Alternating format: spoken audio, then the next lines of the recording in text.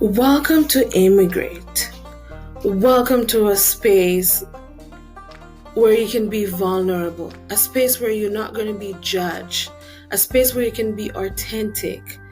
And my hope and desire is to inspire and motivate everyone that click onto this podcast. So welcome to another episode of Immigrate. Welcome to another great episode of Immigrate. I'm so excited to just pop on here today because one of the topics I've been talking about through the last couple of seasons is unhealthy boundaries. And as I go into unhealthy boundaries, I wanted to talk about signs of unhealthy boundaries. And the reason I know sometimes these topics are not easy to talk about. But some of the things I've realized that I've observed and I see that sometimes many of us struggle to recognize that there's boundaries that are unhealthy. And I too have gone into that stage, still growing from the fact that I have an unhealthy boundaries. And it says boundaries are not walls meant to keep people out. They're healthy limits that protect our emotional, mental, physical, and spiritual well-being. They help us to love others without losing ourselves. I want to read that. They help us to love others without losing ourselves. I want you to think about the question, how do you know your boundaries are unhealthy? I want you guys to just think about the question. Here are a few signs that you can see. You constantly say yes when you really want to say no. And I'm going to dissect each one of them. You constantly say yes when you really want to say no. The last two episodes I've done, we talk about financial boundaries. And Steph mentioned how we sometimes need to say no. And I'm not coming here to say it's easy, but if someone asks you to do something when you know you cannot do it and you feel the need to say yes, than to say, I want to please the person. That is one example. I don't want them to feel bad. I'm going to do it. I'm not saying to be cold-hearted. I have friends that I will say yes to, even if sometimes I'm busy. And it's not because, even for example, to our spouse, we sometimes are busy. You're in the middle of doing something and your spouse just asks you, baby, can you help me find something? Right? It's not like you are more important. It's just sometimes we understand that we can prioritize things. But we're talking about the constant, every time you need to say yes and you're just saying yes to the person when you really want to say no. The second one is you feel guilty every time you prioritize yourself. I was there. If you want to do something for yourself, you constantly feel guilty about it if you prioritize or put yourself first. So if you want to do something in any shape or form, you feel guilty. That's unhealthy boundaries. You should always feel like you need to do something for yourself without feeling guilty. We mentioned a little about it in the previous episode where we talk about if you want to help somebody and you feel guilty, we don't want to help someone from a space of guilt. We want to make sure that when we're doing it, we're happy doing it, right? We already going into burnout and all that. So I don't want to repeat myself, but I just want to make sure to see you guys understand. The third one is you take responsibility for other people's feeling, choice, or happiness.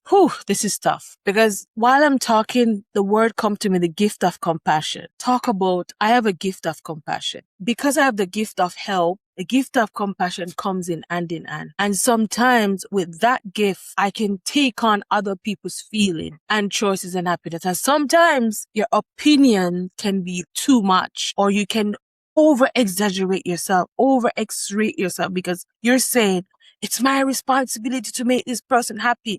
Not even our spouse. Our responsibility is never to make them happy. Your responsibility is your responsibility. You can help them, you can contribute, but it's not your paramount responsibility. Even Jesus said it. He give us choices, right? He is always there, but he give us choices every single day. So when you start taking on responsibility for other people's feelings and choices and happiness, you ruin the choice of being happy. So that's third. The fourth one is you avoid difficult conversation because you're afraid of conflict or rejection. This can be hard because this is touching identity. This is going to your core identity for who you are and how your life have been. It's like, okay, I don't want to talk about this difficult thing because I don't want to disappoint the person. I don't want to have a disagreement with the person. So at the end of the day, we avoid conversation, but the problem keep happening. It keep coming up. You keep getting yourself into trouble. You keep allowing the person to hurt you the same constant way because you're afraid to have those conversations. And that can be difficult. Those are signs that sometimes it's a clear sign that we have some things to deal with. So those are unhealthy, just so you know. I'm not saying to be confrontational. What I'm saying is you can address things and let people understand because you're not a place of hurt, right? But you're at a place from where rejection, you're not going to feel rejected if you have the conversation. You're going to have it big, bold and confident and be the person that you are. But sometimes I find that when we do avoid conversation, yes, we have people who don't like confrontation. But even if you don't like confrontation, that doesn't mean that you cannot address the situation. We should still address the situation regardless if we like confrontation or not. Because as I learned, confrontation is going to always be there. It's how we address it, right? You feel emotionally exhausted after spending time with certain people. It goes back to the first one. You constantly say, yes, yes, yes, let's go. And then by the time you're done, you're drained. All your energy is gone. You have no energy. You have no time. And then when you're done spending time with them, your cup is empty. What do you do when you have an empty cup? You can't do anything. How can you pour even into your spouse? Say you have kids and you go home to your kids and you just spend a whole day around someone who doesn't want. It constantly drain if you feel exhausted, and then over time you start resenting it, right? And I think fifth one is you allow people to repeatedly disrespect your time, value, and personal space. This part I had to learn, and thank God I learned and I understand it. And these days I have zero tolerance for people who disrespect my time, my value, and my personal space. Zero. If someone is my friend, they know these things about me, especially time. Anybody who respects you will never disrespect your time, will never disrespect your value. They'll never disrespect your personal space. I'm not saying that someone cannot be late or but constantly doing it repeatedly, it's a no-no. It's clear that they don't respect you. Of course, we want people to grow and we want to have grace, but you know the difference. You know when someone wants to have grace or someone just constantly doing the same thing. One of the things I hate is like, oh, I don't like waiting on people. I don't want people to wait on me. So if you say 10 o'clock, I'll be there 10 o'clock. If the first time I meet you and you're late, you're setting a whole standard for me to follow. I watch patterns in people, behavior, and action. So if the first time you said, and we met 10 o'clock, and you come 10:30, I'm always going to know you're going to be late. Because you know what? There's a saying that says, show me who you are, and I tell you. If a person show you who they are, believe them the first time. Believe them. Values. Don't let anybody undermine your values. Everybody has their values, but we've mentioned so much before, we have to work through all these things. My personal space is a deal breaker. If you try coming to interrupt my personal space, it's problem. That's why I've been very careful and be very mindful these days about people's personal space. I respect people's personal space. I don't do. Some of the things I hate is when people go to people's personal space and you're looking around, you're touching.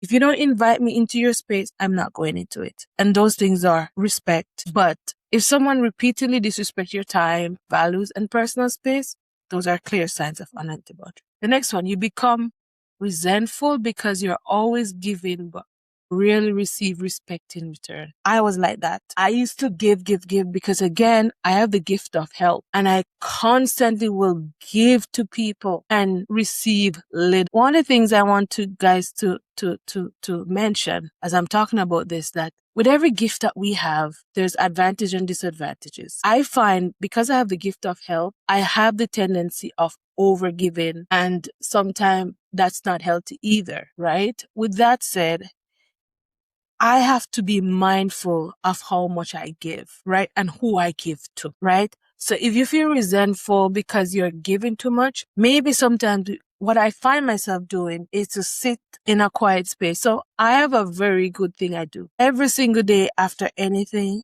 if I have a busy day, the last 2 weeks of was so busy. And every night my husband, before I go into that, my husband is the type of person too. Once he's tired, he just knocks out 5 seconds. Me, because I have a long, busy day, as I was saying, it takes me time. I have to process everything that happened through the day. And once I process that, think about, what did I say? Where did I say go wrong?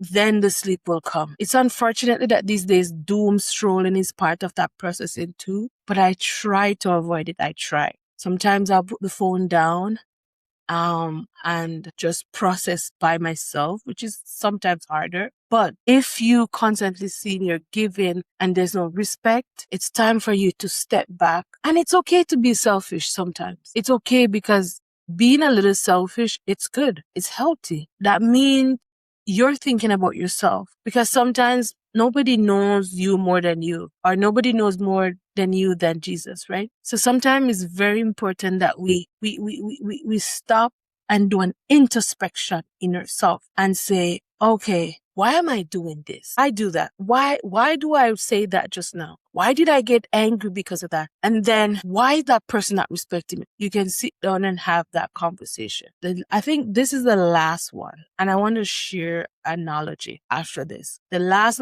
one, it says, you struggle to ask for help because you believe you have to carry everything on your own. I still kind of struggle with that, but to an extent. And I'll give you and I give you why I say that. I just know in life that we can't do everything on our own. I understand that. But I struggle to ask for help. And this is because I'm still working on myself. It's because some things I think I'm better doing it by myself. And if I do it by myself, it can be done and I don't have to be bothered. But in the same breath, I do understand that I need help and I learn how to ask for help. So again, I'm not coming here and said, I am perfect. I'm just wanting you guys to understand and to know that these are things that people do struggle with. And there are clear signs of unhealthy boundaries. But we make excuses. We think. One of the ones I've seen a lot is disrespect of time and value and personal space. I've seen that a lot. We allow someone to constantly disrespect us, and then we as Christians, we mirror it by, Jesus said we should forgive. Jesus said we should forgive. Yes, he says 70 times 7. We should forgive, but he never told us to allow us. Look how Jesus have done it. And I'll go into analogy after this, but look how Jesus have done it. When he went, what did Jesus say? Jesus told Peter before he did it, Jesus knew Peter was going to do it. Did he still hang out with him? Yes, he did. But this is the difference now. When it happened, who felt the more disaster? Peter. Peter was devastated from that. Right? After he realized that Jesus told him, and remember now, Jesus knew before it happened that Peter was going to do the same very thing that he told him not to do. But here it is. Peter was more devastated because Peter knew what he was doing was wrong. But what did Jesus teach the lesson and says? He says, God, forgive them for they know what they have done. That was it. That was it. He forgave them. But never a time you see Jesus mention Peter's name anymore. There was no mention in the Bible of Peter. We don't know what happened after, but Peter heard us to the point where it touches our moral and it cuts us deep. And we as Christians sometimes guilt people in the fact that they should accept the disrespect because they're Christians. I've seen it in church. I've seen it in family feuds, but I'm just saying unhealthy boundaries looks like this. Imagine when we were all kids, right? Our parents taught us to wash dishes, brush our teeth, say please and thank you. At first, things didn't just come naturally, especially for us in the Caribbean. good morning, good afternoon, all these. They were all habits that we constantly practice. It's the same way with healthy boundaries. And I share this on my social media and I want to share it here. It says they become our lives over time. We practice them. We learn to say no with kindness. We communicate honestly and respect both our limits and the limits of others. Over time, healthy boundaries become a lifestyle. We shouldn't do these things because we're overwhelmed or we're tired of getting hurt.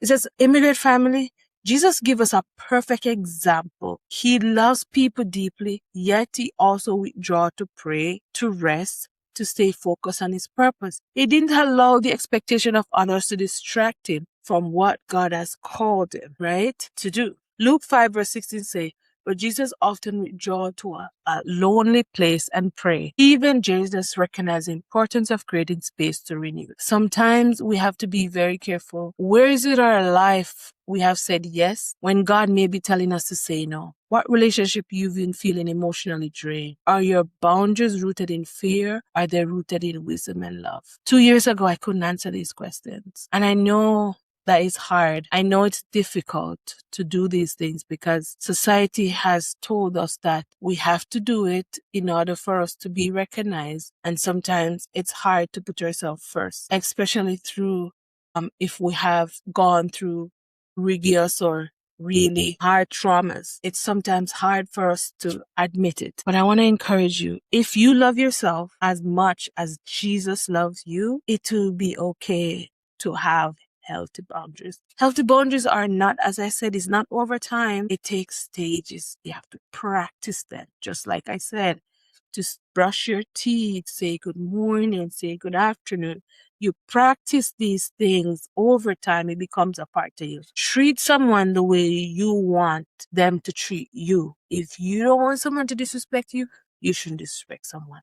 So thank you again to listen to another great episode of Immigrate. I'm so glad that you come to an end and you have listened. But friends, I want you guys to follow me on Instagram, follow me on YouTube. And if you like hearing these, share it with someone who might be beneficial. So thank you again for listening to another great episode.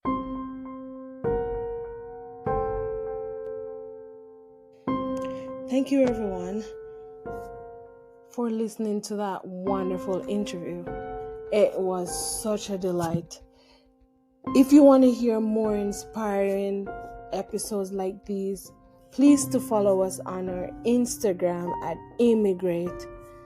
We'll be uploading all the videos, all the short clips of it, and you can find me in my email at heslop.Tasha-Gaye13@gmail.com. That is heslop.Tasha-Gaye13@gmail.com. Thank you for listening to another great episode of Immigrate.